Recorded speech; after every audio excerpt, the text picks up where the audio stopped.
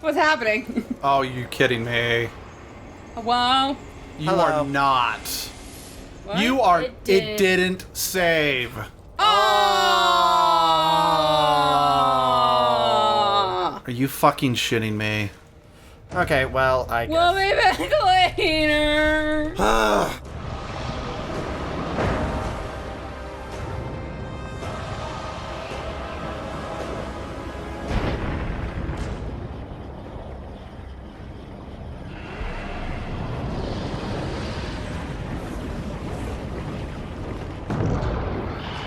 Hey, can we just use the footage from that fight?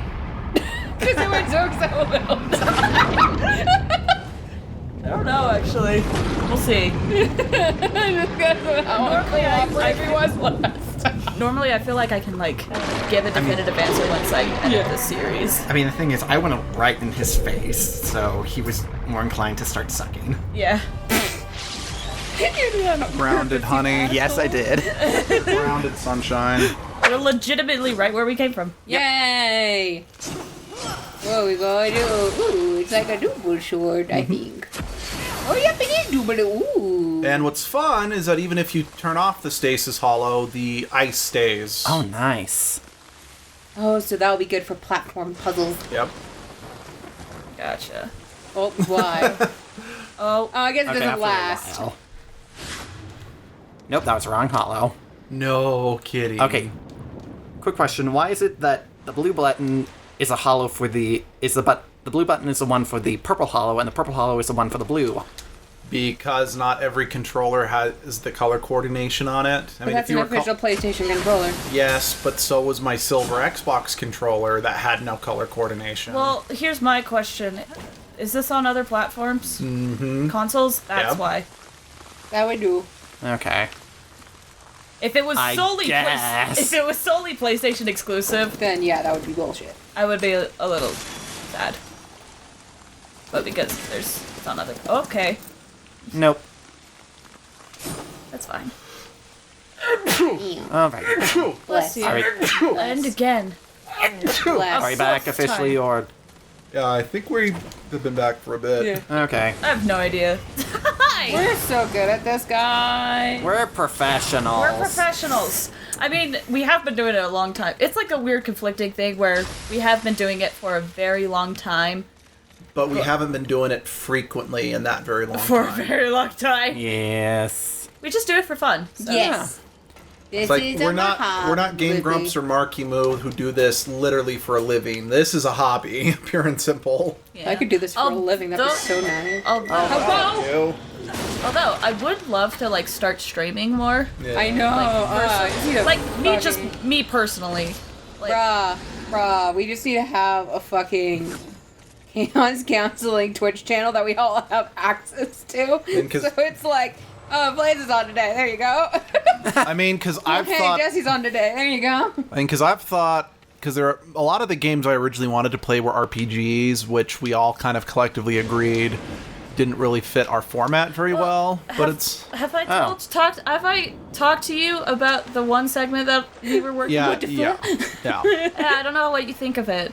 I mean, I'm okay with that, but again, the point I'm just making is that it's like I've thought about streaming some RPGs on the channel. Like specifically, just as an example, we had one of our fans request Dark Cloud 2. Yeah. But I'm like, but there's a Dark Cloud 1, we gotta play that first. It's like, oh, maybe I'll stream the first one, so then... I mean, it's always an option. It's I didn't Maybe mean to we'll interrupt you, I'm Whatify sorry. it, and then it will be like, nah, this isn't worthy of a series. And we'll be like, see you in the live stream then, bye. Yeah.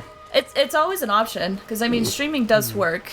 Just there are like a few tips that I wish some streamers do. There are streamers that I do follow is that whenever they leave or if they had to have to take care of something, I really wish they would mute their microphone sometimes because I feel like that's an invasion of privacy. I'm like, I'm so sorry. I don't need to hear you yelling at your dog. I feel like I shouldn't be hearing this right now. Or if they're like, yeah, I'm gonna take a phone call and they don't mute it. I'm like, what are you Like, doing? don't share private information, please. Yeah. That So- always freaks me out and I get nervous. They obviously know what they're doing, but I always get so nervous. Or do they? We're going the wrong way, Sunshine. Yeah. I don't know, man. Okay, the This is shirt I'm nothing. wearing is the most obnoxious. The stasis hollow lets you wall jump in certain areas. Cause like, I'm crocheting at the same time because I have this order that I need to get finished by. Hopefully, the best time would be tomorrow, but Right. this shirt has. It's my Sailor Moon shirt with some sparkly things that have worn off. Oh. But there's still some bits there, so it's scratching my wrist as I'm moving, and it's so uncomfortable. Yeah, those are never fun. No. I'm gonna, in fact, hike up this blanket, cover my boobs. There you go. Oh, can we do wall jump? Yeah! When we're isolated. Oh dear. This is new. This is good. Unless you were Death, in which case he could do that without the special power. I just wish there was. Distracted, mistress. Oh, never mind. Fury's gonna come punch you in the Lord throat, of dude. Hollows is vexing. That's one word for it. Only one will survive. Do you think he's helped us this far only to betray me? I'm sure I don't know. Relationships between the Eternal Ones are as confusing and convoluted as they come. I can't keep track. Oh, you're a great help. Perhaps the Lord of Hollows is attempting to manipulate you in some way. Rattle you. Or he's gone utterly insane like the rest of this stinking world. He wasn't looking his best, was he? No, he certainly was not. Enough. Time to focus on the mission. If you say so, mistress. So something I really prefer about this game versus the last game, outside of cutscenes, I don't think War and his Watcher ever had just little character building, talk about what's going on conversations like this Watcher and Fury does. I think it very subtly helps flesh Fury's character out. I think so too, actually. Especially since it's like, you know, originally she'd probably just be like, oh yeah, it's like the Lord of the Hollows, yes, if he dares to challenge blah, blah, blah, blah, whereas now she's actually thinking about it a bit more. You can tell that something like that is actually kind of weighing on her rather than just being like, I'm Fury, I am unstoppable, etc. I whip things. I whip things. We might want to turn down the volume just a tad on the TV on our end. Oh, loud. The audio won't change on your end, but it'll change on our end. Okay, I do have to admit, I really hate this area. As soon as I saw, like, that area you had that conversation I saw that little divot, and I'm like, oh shit. I remember getting royally stuck in this area for some stupid reason. And it was a stupid reason. Because when I found out how to proceed forward, I'm like, oh, you stupid motherfucker. Yeah.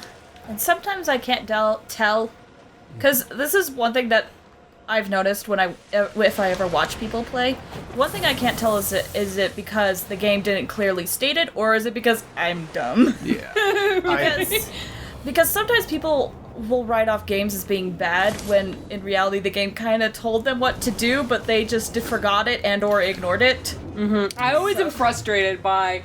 There were some gamers I saw growing up, like, you know, the really early days of Let's Plays when everyone and their mother with a camcorder did it. Oh yeah, and they recorded their TV. And they recorded their TV with a camcorder. It was disgusting, and their audio was awful, and it hurt my ears. Yeah.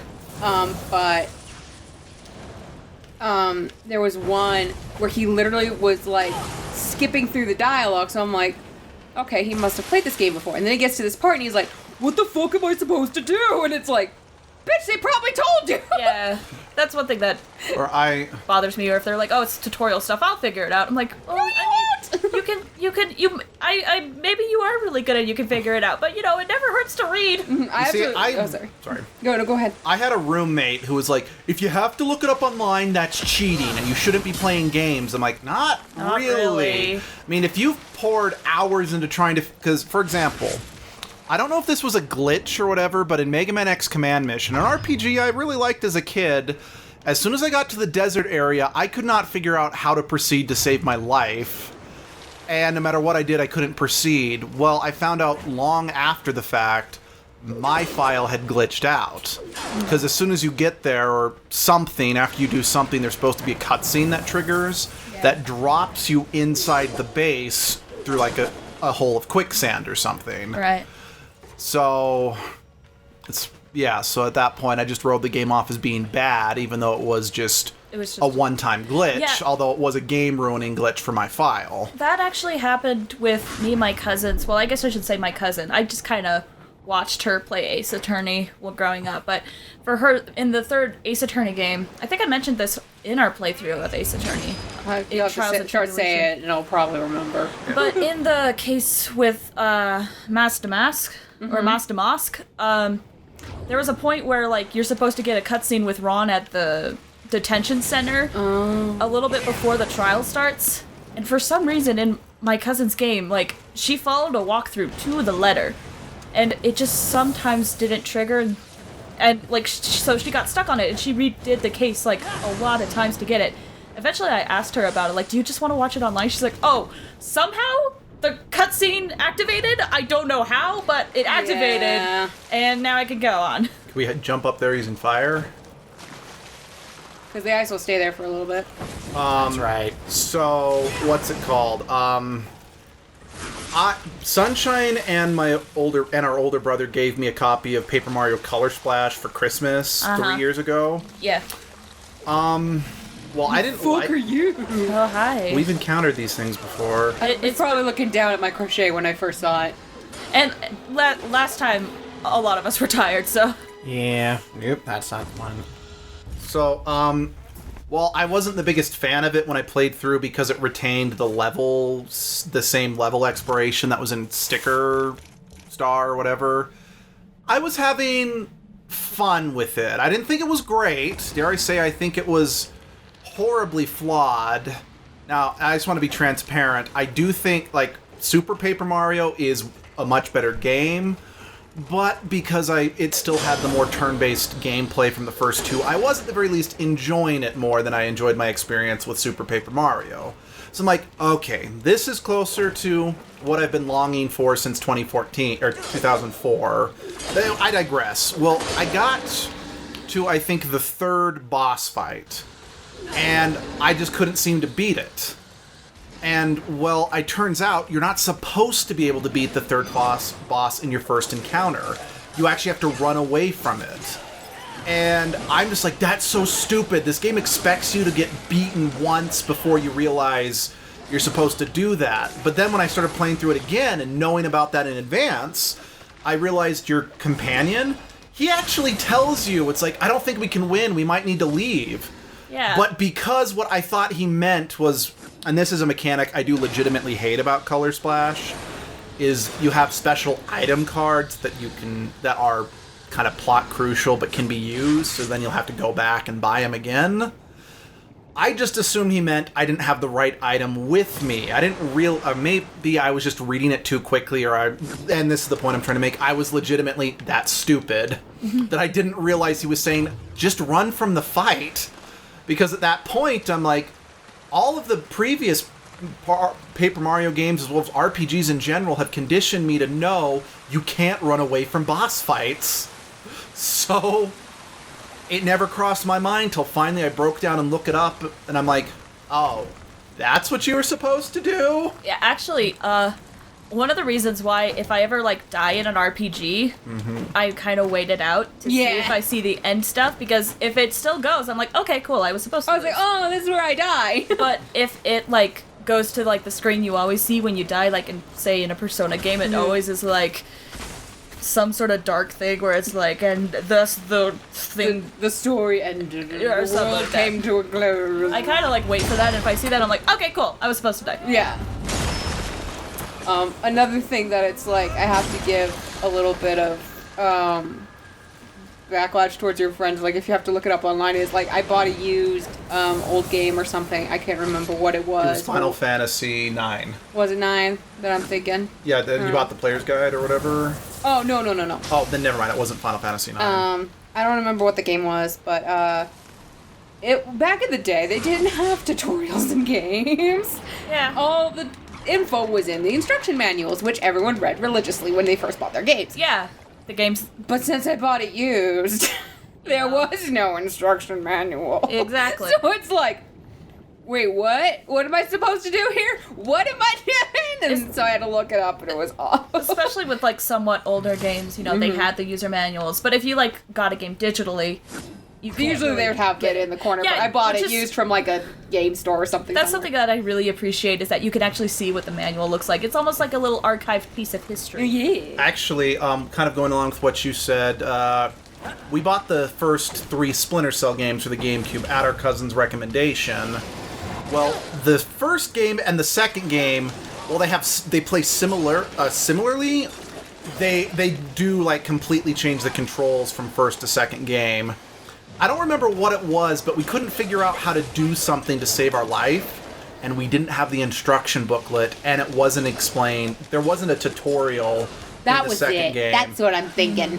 Yeah, since there wasn't a tutorial like there was for the first game, and the controls were different, we had no idea how we were supposed to do even basic things like, I think it might have been we couldn't figure out how to draw your gun, or you couldn't figure out you were supposed to whistle or something. I don't know. Again, I don't know. I don't remember what it was in the Splinter Cell game, but yeah, that's just kind of our story like that. Game design has come so far, and sometimes I feel like people take it for granted. Oh, absolutely. Yeah. But maybe that's just me. Or I mean, it's I forgive game developers back then because Yeah.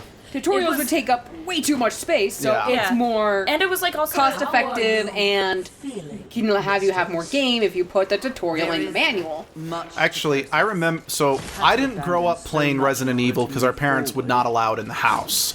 And honestly, by the time I was allowed to play it, it is after this. What? Sorry, I'm paying attention to the words. I It's okay. Did she say I was I do not know. She was basically saying like I feel like I've changed. I think. I mean, because if you look down there to your left, look up.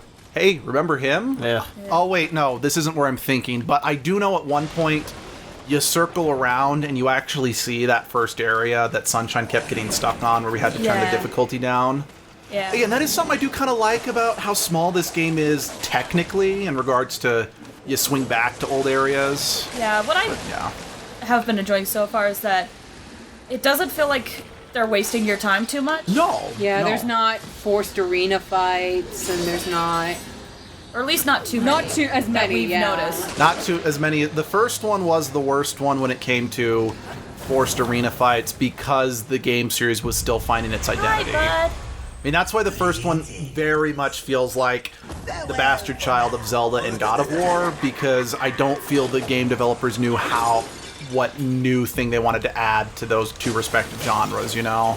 Oh, why did I expect when you were gonna whip your thing that the candles were just gonna light and not be destroyed? I don't know. And it kind of startled me when they There's a game where that happens, right? Castlevania? No, Castlevania, you still destroy the candles. I don't know what I'm thinking. I don't know either. Maybe But- it's Twilight Princess because I just But- did the Kakariko Village stuff. But so I had never experienced the tank controls that everyone talks about. Yeah. Well, mostly just because I watched a YouTuber where he was playing Jurassic World Evolution, and he put every single dinosaur in the game in an arena just to see who would win. And then he did it like 4 more times with like the DLC dinosaurs and a bunch of other stuff. So I got in a bit of a dinosaur kick. So I went back, I actually beat Jurassic World Evolution, and I'm like, I want more games with dinosaurs. So I tracked down a copy of the first Dino Crisis game. Oh my gosh. Because because there's a YouTuber, I think it's like Clayton something.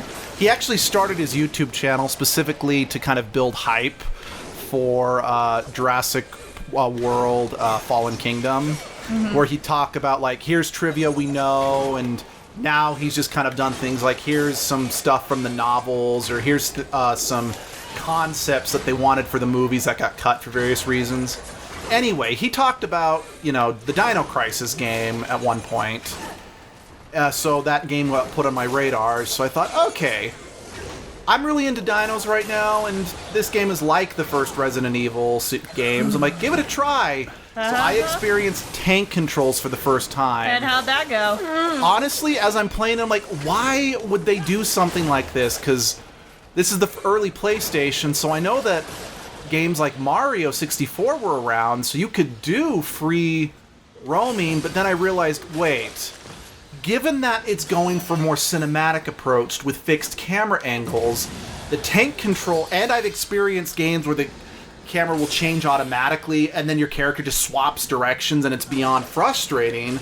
And I realized this was actually the best way of achieving that. Yep. While still giving you a sense of control over your character. Yep. Wait, no, maybe that is back to the early area, and this is just like opening up the shortcut or something. I don't know. I don't know, but that's beside the point. So it's one of those like, yeah, it's hard and really jerky to play now, but for the time, this was actually pretty smart. Which is, it's something similar happened in Haunting Ground, which as soon as we started playing, we're like, oh, tank controls.